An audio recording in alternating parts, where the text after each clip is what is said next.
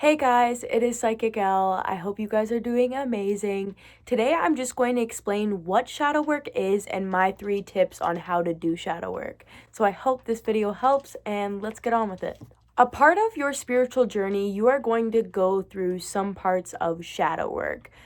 And so the reason why it's called shadow work is because the term shadow refers to our deepest wounds and the parts of ourselves that we repress or deny.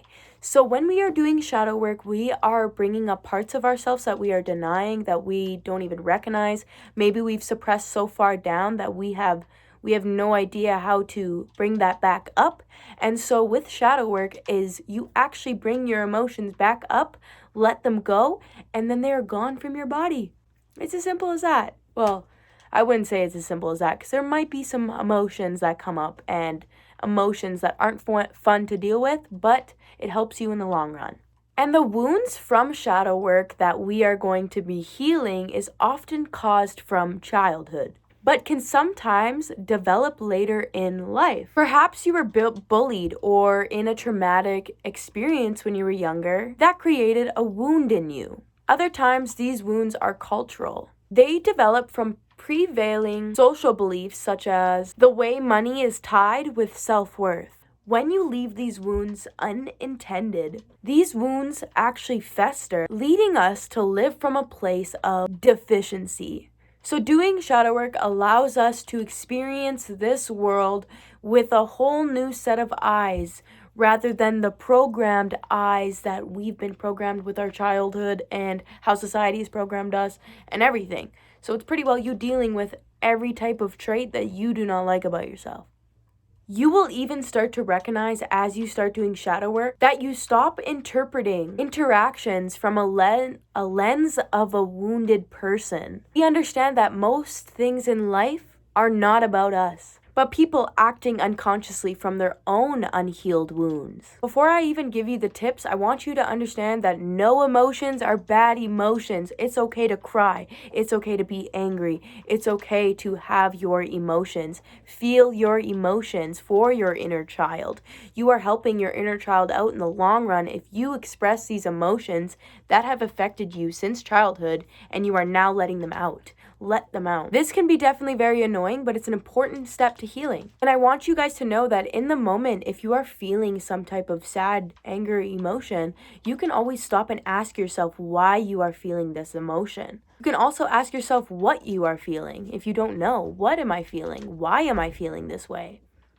Stop and breathe and wait for some answers. They may not come right away, but that is okay. Sometimes answers need time and space to arise again. Don't force answers either because they might be the wrong answers. Soul work truly happens on its own time. You cannot rush progress. The first one I wanted to talk about is journaling. Journaling is a powerful way to feel emotions and empty them on a piece of paper. If you're not sure how to journal, just start writing. You can even write in the terms of from your higher self to you now.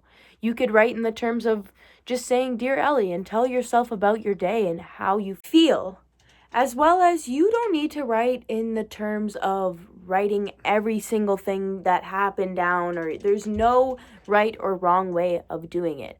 You could even just draw a picture if you wanted to, if that's how you wanted to get your feelings out. It doesn't really matter at the end of the day, as long as you are just sitting with a journal for 5 minutes a day and asking yourself in your brain, what am I feeling and why am I feeling this way? So maybe when you have an emotion come up that you are kind of confused as to why, you could write it down, saying, why am I feeling this way? And then try to analyze why you are feeling the way you are feeling and maybe write some key terms down. There's really no right or wrong way to do it.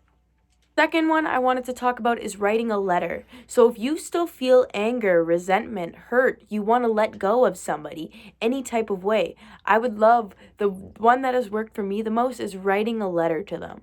And so write them a letter and tell them how you feel.